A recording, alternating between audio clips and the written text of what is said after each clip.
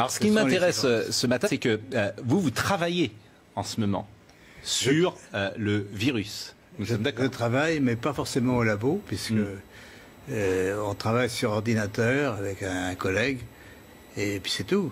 On n'a pas d'expérience, on peut dire, mais l'expérience vient de la maladie elle-même, de toutes les mesures qui sont faites actuellement dans les laboratoires sur les patients.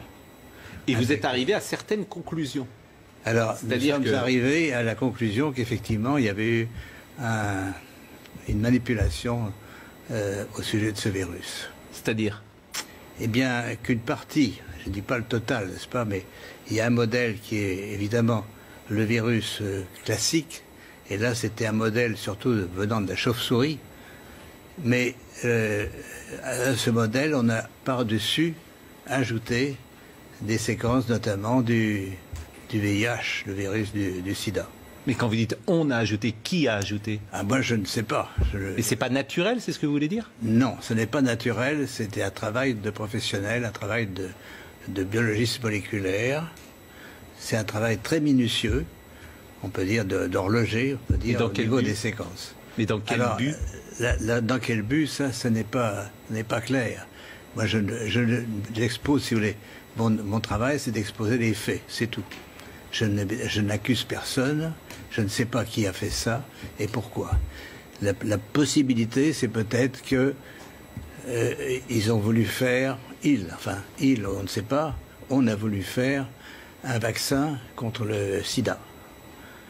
Donc on a pris des petites séquences du virus et on les a installées dans la séquence plus grande du coronavirus. Alors, je suis pas sûr de comprendre tout ce que vous dites. C'est-à-dire que dans ce virus, il y a une part de VIH? Voilà, c'est ça. Le matériel génétique du virus est un long ruban d'ARN, n'est-ce pas? Comme de l'ADN, mais c'est de l'ARN. Et dans ce long ruban, à une certaine place, on a fixé des séquences petites de VIH. Mais ces séquences petites ne sont pas petites pour ne rien vouloir dire.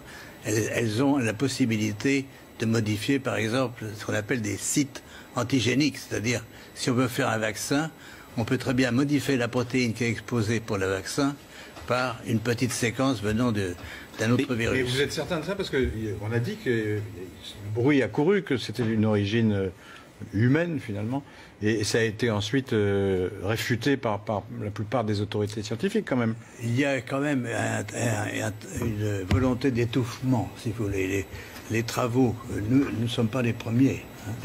Un groupe de chercheurs indiens, très renommés, avait publié la même chose. On les aura forcés à rétracter. Et on les a forcés comment? C'est-à-dire, c'est annulé.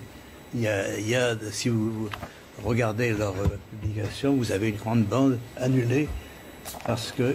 Mais ce que vous dites là, la plupart des scientifiques disent le contraire, hein, quand même. Hein. De moins en moins. De moins en moins. Si vous voulez, ceci est arrivé au début de cette année et on voit de plus en plus de travaux qui suggèrent. Mais moi, je suis, on peut dire, hors d'âge. Je suis prix Nobel et je peux travailler librement. J'ai donc aucune pression sur moi qui peut agir.